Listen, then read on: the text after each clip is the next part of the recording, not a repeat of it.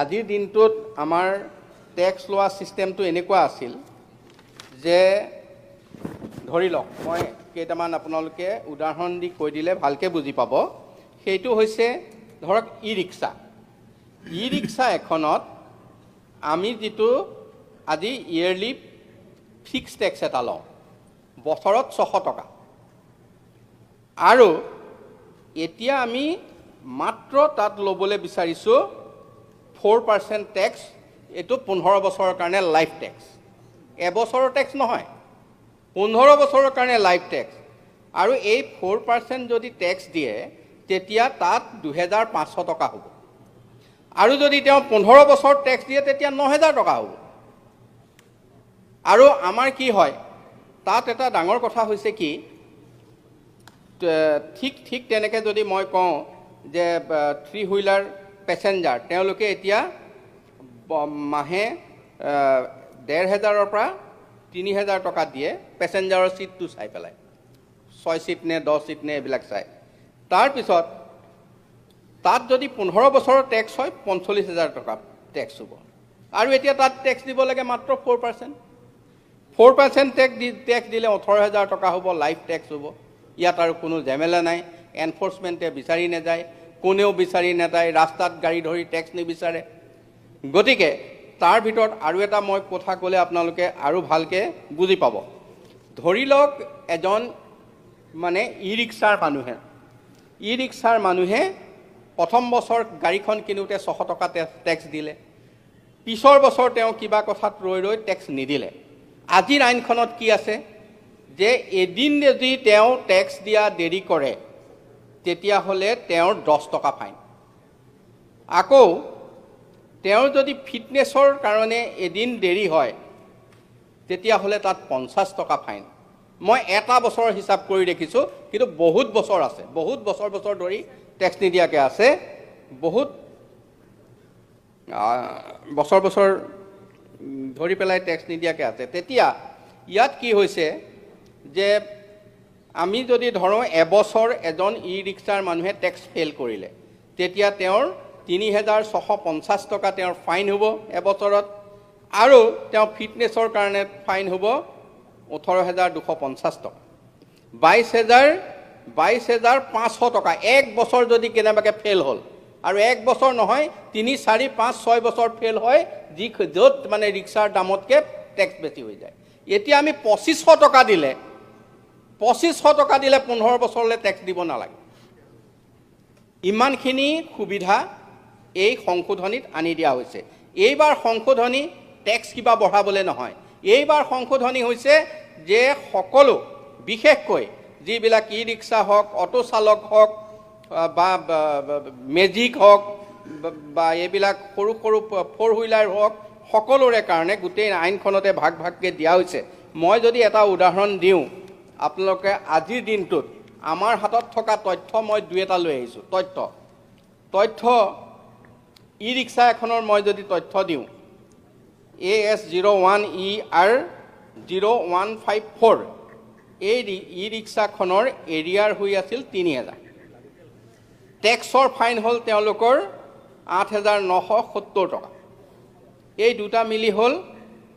11970 টকা তাৰ পিছত তেওঁৰ ফিটনেছ ফাইন হৈ আছে 95750 টকা আৰু টোটেল অফেন্স ফাইন হৈ আছে 8000 এই ই ৰিক্সাখনৰ যদি তেওঁ আজি মুক্ত হ'ব লগা হয় 1,15,720 টকা দিলেহে তেওঁ মুক্তি পাব এইটো মানে মই বহুত গাড়ী তেনেকে 3 হুইলাৰ পেসেঞ্জাৰ মই এটা উদাহৰণ দিছো এটা ই ৰিক্সাখনৰ দাম কিমান আৰু তেওঁৰ ফাইন এখতে হৈ গল কিমান আজি তেওঁ সেইখন খুলি নিব নোৱাৰা এটা অৱস্থালৈ গল এই কথাটো মাননীয় মুখ্যমন্ত্ৰী ডাঙৰীয়াই বিবেচনা কৰি আছে যে এনেকুৱা ধৰণে যি সকলে গাড়ীখন উলিয়াব পৰা নাই তেখেতসকলৰ কাৰণে এই আইনখন পাছ হোৱাৰ পিছত দ্বিতীয় পৰ্যায়ত আমি ভাবিম যে তেখেতসকলক আমি কেনেকৈ মুক্তি কৰি আনিম তেখেতসকলকটো আজি আমি যদি আইন মতে যেটো আছে এটোতো দ্বিতীয় অফিচলৈ গলে তেওঁ মাফ দিব নোৱাৰে মাফ দিলে আমি গভৰ্ণমেণ্টে মাফ দিব লাগিব গতিকে এই কথাটো কেনে ধৰণে আনিব পৰা যাব এই কথাখিনিও ইতিমধ্যে বিচাৰ বিবেচনা হৈ আছে যাকে এইসকলক কিন্তু আজিৰ পৰা মানে আইনখন যেতিয়া হাউচে পাছ কৰিব নটিফিকেশ্যন হ'ব সেই দিনাৰ পৰা যাতে এনেকুৱা সমস্যা নাথাকে এই কথাটো আপোনালোকৰ যেনেকৈ আমি ই ৰিক্সাত লৈছোঁ ঠিক তেনেধৰণে এইবিলাক আমি থ্ৰী হুইলাৰ পেচেঞ্জাৰত লৈছোঁ থ্ৰী হুইলাৰ গুডছত লৈছোঁ ফ'ৰ হুইলাৰ পেচেঞ্জাৰত লৈছোঁ ফ'ৰ হুইলাৰ গুডছত লৈছোঁ এই আটাইবিলাক কথা আমি সকলোকে লাইফ টাইম টেক্স এটা বহুত কমত 15 বছৰত যদি তেওঁ 1 লাখ টকা টেক্স দিব লগা হ'ল তেতিয়া হয়তো 20,000 25,000 তেওঁৰ আদায় গতিকে ঠিক তেনেধৰণে গোটেই সংশোধনীকেইটা অনা হৈছে এই সংশোধনীকেইটা আচলতে হাউচে আমি আদৰণি জনাবলগীয়া আমি আশা কৰিম যে এইখিনি আপোনালোকে গ্ৰহণ কৰিব আৰু এই সংশোধনীকেইটা যেতিয়া আমি পাছ কৰি দিম এতিয়া ই ৰিক্সাৰ টেক্সটো আমি 2% লৈছোঁ আজিৰ দিনটোত এইটো তেখেতসকলে চোৱা নাই এইটো 2%তে আছে আৰু এটা কথা শেহতীয়াভাৱে আহিছিল যে ক'লে যে এইটো 3,000 5,000 এইবিলাক যিটো আমি নাইট ছুপাৰত যাওঁ বা ক'ৰবাত যাওঁ এই যিবিলাক ডাঙৰ গাড়ী মানে ছুপাৰ স্পেচিয়েল যিবিলাক গাড়ী সেইবিলাক গাড়ীৰ এটা চিটৰ টেক্স আছিল 6,000 বছৰত এতিয়া আমি 3,000 কৰি দিছোঁ আধা স্লিপাৰ 12,000 টকা আছিল 12,000ৰ পৰা আমি ডাইৰেক্ট 5,000 কৰি দিছোঁ আধাতকৈও কম গতিকে সকলোতে টেক্স কমোৱা হৈছে ইয়াত টেক্স বৃদ্ধি কৰা হোৱা নাই আৰু বিশেষকৈ e rickshaw auto rickshaw four wheeler taxi ভাড়া মৰাসকলৰ যিবিলাকে ফ'ৰ হুইলাৰ টেক্সি ভাড়া মাৰি আছে বা অন্যান্য এই গোটেই একে ডাঙৰ বাছৰ বাহিৰে বাকীবিলাক সকলোকে সি কমাৰ্চিয়েল হওক সি প্ৰাইভেট হওক লামচাম টেক্স এটা আমি লাইফ টেক্স এটা লৈ 15 বছৰলৈ তেওঁলোক মুক্ত ৰাস্তাত কোনো গাড়ী ধৰাধৰি নহ'ব ক'তো কোনো অসুবিধা নহ'ব এনফৰ্চমেণ্ট ঘূৰি থাকিব নালাগে গতিকে তেওঁলোকৰো শান্তি আমাৰ অফিচাৰৰো শান্তি আৰু টেক্সটো যি পাম আমি চৰকাৰে কম বেছি যি পালোঁ একেবাৰতে পাই পেলাই এই কথাখিনি আমি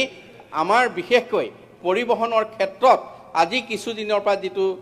আমি দেখিছোঁ যে আমাৰ সকলো বিধায়কে গম পাব আজি ই ৰিক্সা ধৰিলেও যায় বিধায়কৰ ওচৰলৈ অটো ধৰিলেও যায় এৰুৱাই দিবলৈ কয় এৰুৱাই দিবলৈও আইনমতে অফিচাৰে এৰুৱাই দিব নোৱাৰে ফাইন নোহোৱাকৈ গতিকে এনেকুৱা ধৰণৰ যিখিনি সমস্যা আমি সকলোৱে দেখিছোঁ এই সকলো সমস্যা আজি মাননীয় মুখ্যমন্ত্ৰীৰ এটা বিশেষ তত্ত্বাৱধানত তেখেতৰ মানে গাইডেন্সত আৰু ইচ্ছাৰ কাৰণে এইখিনি আমি উঠাই ল'বলৈ চৰকাৰে সিদ্ধান্ত লৈছোঁ ধন্যবাদ